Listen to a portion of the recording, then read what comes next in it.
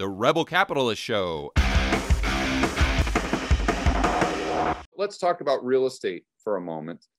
I know that's another hot topic for my viewers and listeners. So you talked about an interesting dynamic where home prices are just going to the moon, but yet we see rents doing the exact same thing.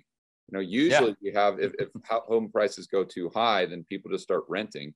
And if rents go too high, then they start buying because it makes more financial sense. So you get this kind of equilibrium.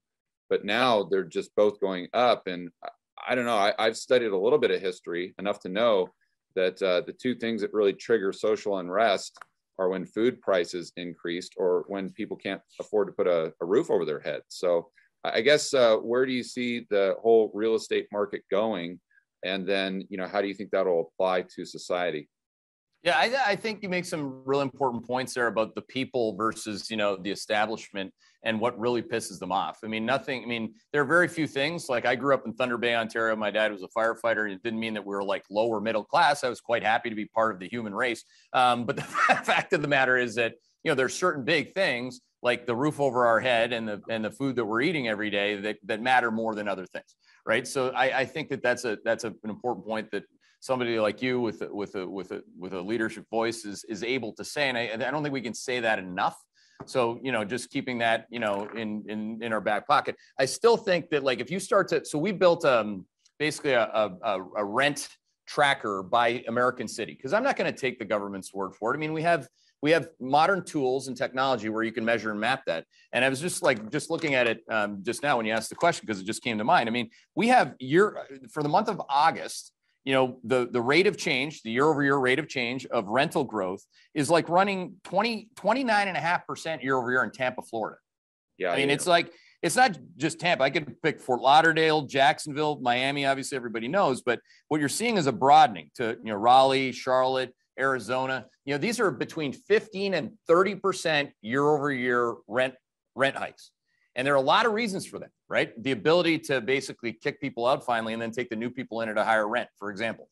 But there's the number one leading indicator for all this, this because real estate, the number one leading indicator for rent is home prices by a 6-month lag, a 6-month lead at least. And this was actually the subject matter of even the Dallas Fed's paper that they just put out. It's like, oh, look at HPI, home price inflation. It's running at like 18% year over year.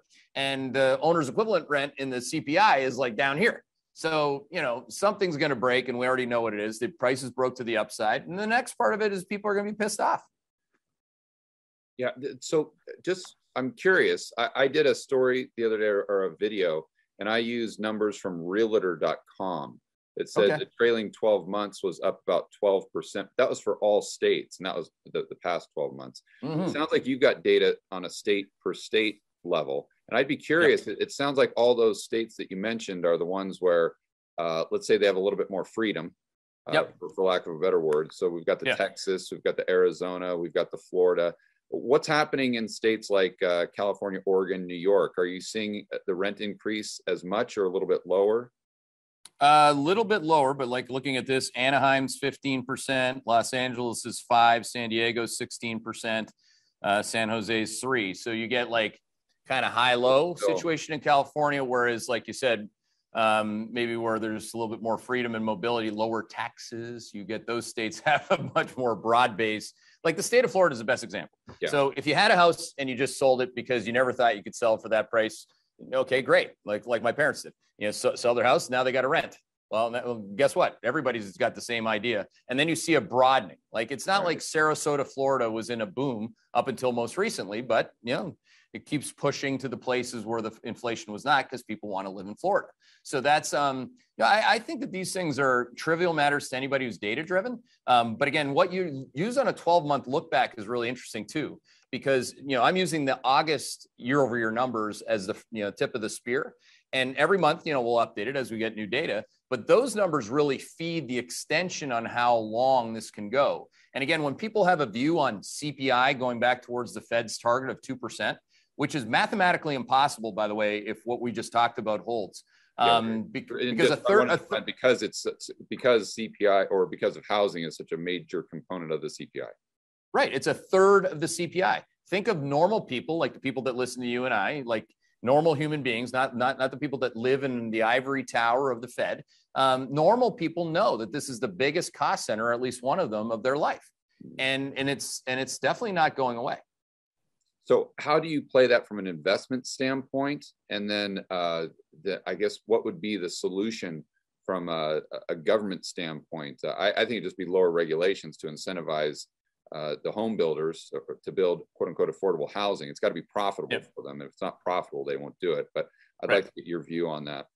Well, we're definitely going to get that with this administration. And a lot of the home price HPI, home price inflation that we've seen since the pandemic is in the called the middle to top tier of homes, right? So affordable housing and all that. There's a whole bunch of things like, again, giving students, rebates or free money, first time home buyer tax credits, all these different things that I don't want to go into explaining because I'm not the government. But the fact of the matter is they do consider that a big opportunity in terms of votes. Millennial votes ahead of the midterm election, right? I mean, that's not a political comment. That I think most Democrats would say that's a damn good political strategy. So that's going to go on, and I think that you're going to still sit here and you're going to see this gargantuan amount of demand. You also have Wall Street, whether it be Blackstone, Cerberus, or whoever. The stocks that we like are doing the same thing. American Homes for Rent, AMH.